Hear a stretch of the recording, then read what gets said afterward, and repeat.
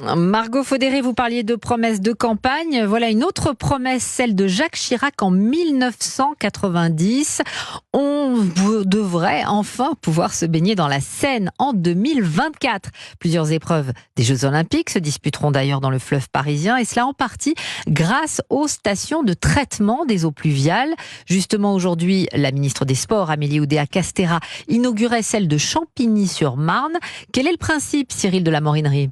Eh bien, grâce à cet ouvrage qui a nécessité plus de 3 ans de travaux et coûté plus de 50 millions d'euros, la Marne, qui se jette dans la Seine, sera beaucoup plus propre. À l'intérieur du bâtiment, un bassin de 8000 m3, l'équivalent de 3 piscines olympiques.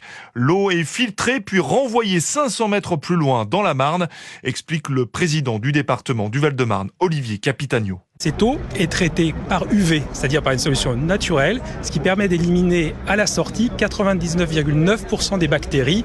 Donc on rejette dans la Marne une eau qui est totalement propre et bonne pour la baignade. Rendre baignable la Seine qui ne l'est plus depuis 1923, mais aussi la Marne depuis 1970.